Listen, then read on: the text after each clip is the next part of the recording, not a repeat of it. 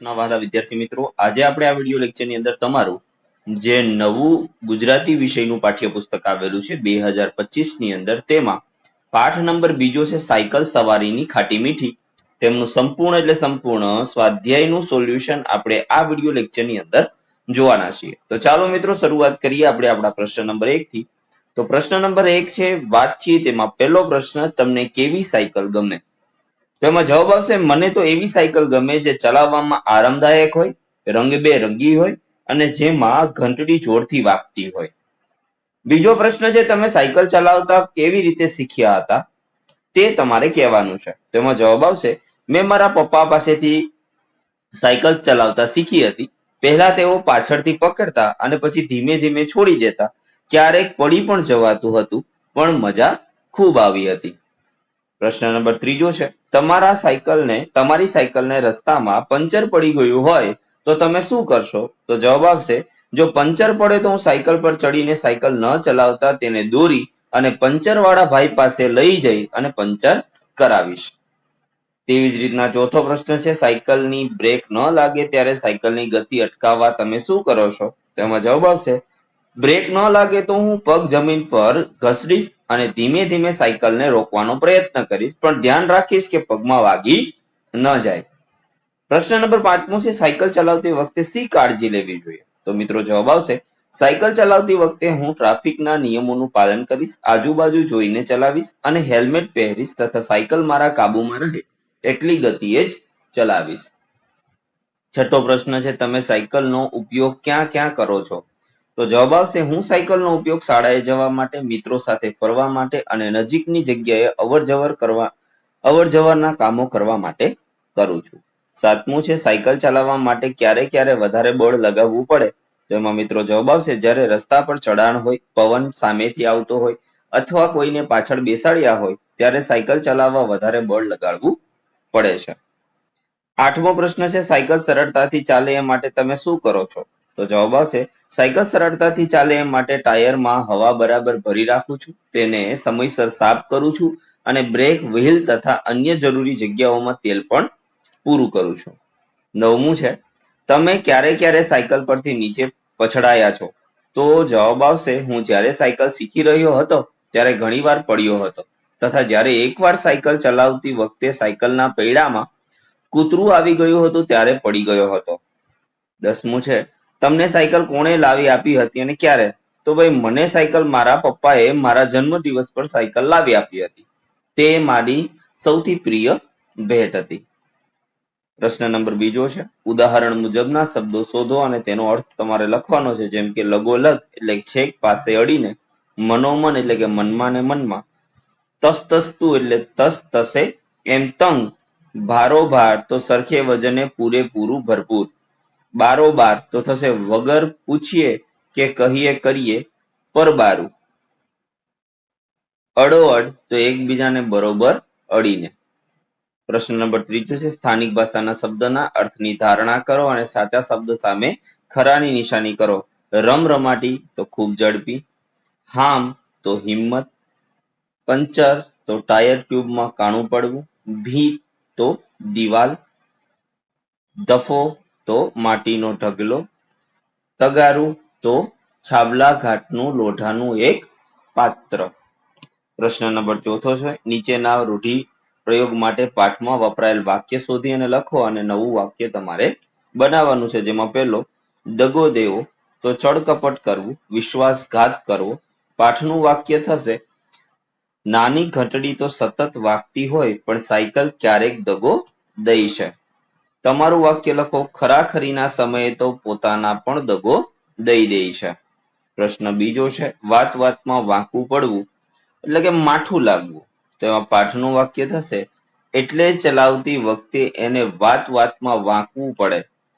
તમારું વાક્ય થશે, અમુક લોકો સાથે કામ કરવામાં કે વાત કરવામાં ખૂબ ધ્યાન રાખવું પડે કારણ કે તેઓને વાત વાતમાં વાંકવું પડતું હોય છે. ત્રીજું છે, બાપડું થઈ જવું એટલે ગરીબડું કે રાંક થઈ જવું. પાઠનું વાક્ય બનશે, સાયકલ બાપડી થઈ જાય. અને તમારું વાક્ય બનશે, બાપુજી સામે મગનની ભૂલ પકડાતા મગન બાપડો બની ગયો. પ્રશ્ન નંબર 4 છે, વટ પડવો એટલે રોપ જમાવવો. પાઠનું વાક્ય બનશે વટ પાડવાની ખ્વાહિશ હોય પણ વટ ધૂળમાં પડી જાય. તમારું વાક્ય બનશે ગામ વચ્ચે મારી નવી સાયકલ ચલાવીને મેં મારા મિત્રો સામે વટ પાડી દીધો. પાંચમું છે ભરી પીવું એટલે કે ન ગાંઠવું ન ગણવું. પાઠનું વાક્ય બનશે પરંતુ એવા જોખમને ભરી પીવાની બેસનારની તૈયારી હોય છે. તમારું વાક્ય બનશે સાયકલ ચલાવવા માટે તો હું રસ્તાના ગમે તેવા જોખમને ભરી પીતો. ત્યાર પછી આગળ ચર્ચા કરીએ મિત્રો તો વાક્યના સાચા અર્થ સામે ખરું કરવાનું છે. તો સાયકલનું એકાદ અંગ તો ઘવાયેલું હોય એટલે સાયકલનો એકાદ સ્પેર પાર્ટ બગડેલો હોય છે. સાયકલ ક્યારેક દગો દઈ દે કે ભૂમિશયન પણ કરાવી દે એટલે કે સાયકલ ક્યારેક છેતરીને નીચે પણ પછાડે. ત્રીજું છે આખરે સાયકલ પર પાછું આરોહણ થાય અને વરઘોડો આગળ ચાલે એટલે કે છેવટે સાયકલ ઉપર સવારથી અમે સૌ આગળ વધ્યા. ચોથું સાયકલ ચલાવવી આજે ન ગણ્ય ઘટના લાગે છે. તો સાયકલ ચલાવવી આજે મામૂલી ઘટના લાગે છે. પાંચમું સાયકલની આડોડાઈ જેવી તેવી નહોતી એટલે કે સાયકલ ચલાવવી એ જેવી તેવી વાત ન હતી. છઠ્ઠો પ્રશ્ન છે એકમમાં આપેલી પરિસ્થિતિને આધારે કોષ્ટકમાં નીચેની વિગત પૂર્ણ કરવાની છે. જેમ કે સાયકલ ઢાળમાં રમરમાટી કરતી દોડતી. બે શબ્દો ભેગા છે રમરમાટી. હવે પેટમાં શેરડા પડ્યા આંખ બંધ થઈ જતી પણ ઘંટડી વગાડવાનું ભૂલાતું નહોતું. ધાડમાં સાયકલ ચલાવવાની ખૂબ મજા આવતી ઝડપથી પવન આવતો. સાયકલની ચેન ઉતરી જવી એટલે કે આંગળા અને કપડા ગ્રીસવાળા થઈ જતા પણ તેની પરવા નહોતી. ચેન ચડાવવામાં મદદ માટે કોઈને બોલાવતો અથવા જાતે ચડાવતો. સાયકલના ટાયર અને ટ્યુબમાં પંચર પડ્યું તો પંચર રિપેરિંગના પૈસા આપવા કટતા હતા. પંચર થાય તો સાયકલને ઘેર સુધી ચલાવીને લઈ જતો અને પછી પપ્પાને દેખાડતો. સાયકલ અથડાવવાની હાથ પગનું છોલાઈ જવું તો છોલાઈ ગયેલા ભાગ પર ધૂળ ચોંટાડી દેતા જેનાથી સેપ્ટિક થાય એવી ખબર જ ન પડતી. પડી જવાથી થોડું દુઃખ થતું પણ તરત જ સાયકલ ચલાવવાનું શરૂ કરી દેતો. ત્યાર પછી પ્રશ્ન નંબર 7 છે. પ્રશ્નોના જવાબો તમારે લખવાના છે. જેમાં પહેલું લેખક પોતાને ભાગ્યશાળી શા માટે માને છે? તો જવાબ આવશે લેખક પોતાને ભાગ્યશાળી માને છે કારણ કે તે પોતાના મિત્રો કે સમવયસ્કોમાં ફક્ત લેખકને જ એ સમયે સાયકલ પર બેસીને આખા ગામમાં ફરવા મળ્યું હતું. બીજું છે લેખક માટે કયો અનુભવ ઉત્સુકતા ભર્યો અને રોમાંચક હતો? તેમાં જવાબ આવશે લેખકના મામાની સાયકલ રમરમાટી કરતી દોડતી હતી. જ્યારે નદીના પાળા પછીના ઢાળમાં સાયકલ ચાલે તો પેટમાં શેરડા પડતા. વચ્ચે વચ્ચે હવાથી આંખો બંધ થઈ જતી પણ ઘંટડી વગાડવાનું ભૂલાતું નહીં. આ અનુભવ ઉત્સુકતા ભર્યો અને રોમાંચક હતો. ત્રીજું લેખકને નાની સાયકલો ગમતી મીઠાઈ જેવી કેમ લાગતી હતી? તો ઉત્તર આવશે જેવી રીતે બાળકને ગમતી વસ્તુ કે ગમતી મીઠાઈ મળે અને રાજી થઈ જાય અને ઉત્સાહમાં આવી તેવી જ રીતે આ નાની સાયકલો નાના બાળકો માટે હતી. લેખક અને તેના મિત્રો પાસે સાયકલ નહોતી તેથી આ સાયકલો ભાડે લઈને ફેરવતા જેનાથી તેઓને ખૂબ આનંદ મળતો. એટલા માટે લેખકને નાની સાયકલો ગમતી મીઠાઈ જેવી લાગતી હતી. પ્રશ્ન નંબર 4 છે ગામડાના કાચા રસ્તા પર સાયકલ ચલાવતી વખતે લેખકને કઈ કઈ અડચણો આવી હતી? તો મિત્રો જવાબ આવશે ગામડાના રસ્તા કાચા અને ધૂળિયા હોય. રસ્તાની ધૂળમાં કાંટા છુપાઈને પડ્યા હોય. જ્યારે સાયકલનું પૈડું એના ઉપરથી ચાલે કે તરત જ ટાયરમાં ખૂંચી જાય અને પંચર પડે. પછી તો સાયકલ સાવ બાપડી બની જાય. લેખકને સાયકલ દોરવીને લઈ જવી પડતી. સાયકલના ભાડા સિવાય તેમને પંચરના પૈસા પણ ચૂકવવા પડતા. એ સિવાય ધૂળના તાફામાં સાયકલનું પૈડું એવું તો ભરાઈ જાય કે જરાય ફરે નહીં. તો ક્યારેક હઠાગ્ર કરીને પૈડું ઊંધું પણ ફરવા લાગે. કોઈક વાર રસ્તાના ખાડામાં પૈડું જવાથી પડી પણ જવાતું. ક્યારેક રસ્તામાં પડેલા પથ્થર પર સાયકલનું પૈડું ચડી જવાથી પડી જવાતું અથવા તો કોઈ સાથે ભટકાઈ જવાતું. કંઈક વાર તંગ ગલીઓમાંથી પસાર થતી વખતે આડોડાઈ કરતી ભેંસોને કારણે દિવાલે ઘસાઈ જવાનો વારો આવતો. પાંચમો પ્રશ્ન છે લેખકને સાયકલ ચલાવવાનો ખરો આનંદ ક્યારે મળતો? તો જવાબ આવશે પડ્યા વગર સાયકલ ચલાવવી એ નહીં પણ સાયકલને પૂરપાટ ઝડપે દોડાવવી, એક હાથ હેન્ડલ પરથી લઈ લેવા છતાં સાયકલ ચલાવતી વખત ચાલતી રહે અને જોરનારની સામે વિજયની દ્રષ્ટિ ફેંકવી અને આગળ વધવાનું, આ બાબતમાં લેખકને સાયકલ ચલાવવાનો ખરો આનંદ મળતો. છઠ્ઠું છે, કઈ કઈ ઘટનાઓ લેખકના બાળપણને મહિમામય બનાવે છે? તો જવાબ આવશે, પડ્યા વગર સાયકલ ચલાવવી એ નહીં, પણ સાયકલને પૂરપાટ ઝડપે દોડાવવી, એક હાથ હેન્ડલ પરથી લઈ લેવા છતાં સાયકલ ચાલતી રહે અને જોનારની સામે વિજયની દ્રષ્ટિ ફેંકવી અને આગળ વધવું, આ બાબત લેખકને ખરો આનંદ આપતી. સાતમું છે, લેખકનું મોં ક્યારે રોવા જેવું થઈ જતું અને કેમ? તો એમાં જવાબ હશે, લેખકનું મોં ત્યારે રહેવા જેવું થઈ જતું જ્યારે સાયકલ બજાર વચ્ચે પડતી અને લોકો તેમની મસ્કરી કરતા. તેમને લાગતું કે કોઈ તેમને જુએ નહીં તેવી જગ્યાએ પડ્યા હોય તો સારું થાય. આઠમું, લેખકને સાયકલની આડોડાઈનો અનુભવ કેવી રીતે થયો હતો? તો લેખકને સાયકલની આડોડાઈનો અનુભવ ત્યારે થયો જ્યારે સામેથી ભેંસ આવતી હોય અને રસ્તા પર જગ્યા ઓછી હોય.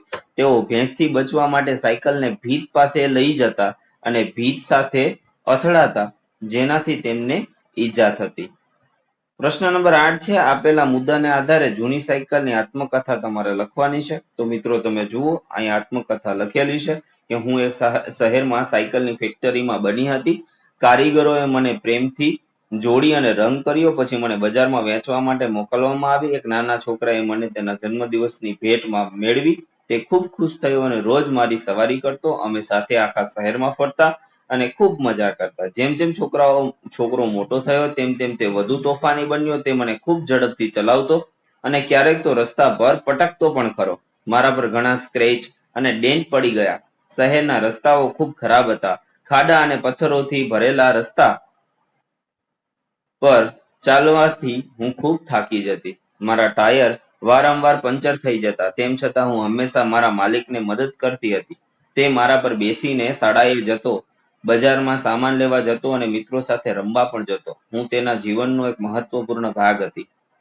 સમય જતાં હું ઘણી જૂની થઈ ગઈ. મારા ઘણા ભાગો તૂટી ગયા અને મારે વારંવાર રિપેરિંગ કરાવવું પડતું હતું. પણ મારા માલિકે હંમેશા મારી કાળજી લીધી અને મને સાચવીને રાખી. એક દિવસ એવો આવ્યો જ્યારે હું ચલાવવા માટે યોગ્ય ન હતી. મારા માલિકે ભારે હૃદયે મને ભંગારમાં વેચી દીધી. ભંગારમાં પણ મને મારા સારા દિવસો યાદ રહ્યા. ભંગારવાળાએ મને પીગળાવી દીધી અને મારા લોખંડમાંથી નવી વસ્તુઓ બનાવવામાં આવી. આ રીતે મારો અંત આવ્યો, પણ મારી કહાની હંમેશા લોકોના દિલમાં જીવંત રહેશે. 9મું છે, સ્લો સાયકલ સ્પર્ધા વિશેની માહિતી તમારા શિક્ષક કે માતા પિતાથી એકત્ર કરી અહેવાલ લખો. તો મિત્રો અહીં આપણે અહેવાલ લખેલો છે, તો આ તમારે તમારી નોંધ પોથીમાં લખી લેવાનો છે. તમે જોઈ લો, આ સ્ક્રીનશોટ લેવો હોય તમે લઈ શકો છો. અને ત્યાર પછી 10મો પ્રશ્ન છે, સાયકલ વિશેનું જોડકણું અથવા ઉખાણું બનાવીને તમારે લખવાનું છે. જોડકણું છે કે 2 પૈડાનું વાહન એ તો જગમાં ચાલે છે, એનો સિક્કો ખર્ચાવે ઓછા નાણાં સાથે કરાવે દુનિયાની શેર સપાટા. ડબલ સીટની સવારી અનેરી, રૂમઝુમ રૂમઝુમ ચક્કર ફરતી, ટ્રીંગ ટ્રીંગ ટ્રીંગની ઘંટડી રણકતી. ઉખાણાની વાત કરીએ, હું છું સવારી સૌની સાથી, પેન્ડલ મારો તો ચાલે ગાડી, હાથમાં છે બ્રેક અને ઘંટડી, મને ચલાવવામાં આવે છે ઘણી તકલીદી. બોલો હું છું કોણ? તેમાં જવાબ આવશે સાયકલ બેન. તો મિત્રો આ હતું આપણું પાઠ નંબર 2નું સંપૂર્ણ એટલે સંપૂર્ણ સ્વાધ્યાય સોલ્યુશન. આવી જ રીતે આપણે તમામ પાઠના તમામ વિષયોના સ્વાધ્યાયના સોલ્યુશન, સ્વ અધ્યયન પોથી અને અલંકારની સ્વાધ્યાય પોથીના સોલ્યુશન આપણી YouTube ચેનલ પર મૂકતા રહીએ છીએ. તો પ્લીઝ અત્યારે જ આપણી ચેનલને સબસ્ક્રાઇબ કરી લો. જો વિડીયો લેક્ચર પસંદ પડ્યો હોય તો લાઈક કરી લેજો. ફરી મળીશું નેક્સ્ટ વિડીયો લેક્ચરમાં. ત્યાં સુધી આવજો. જય હિન્દ, જય ભારત.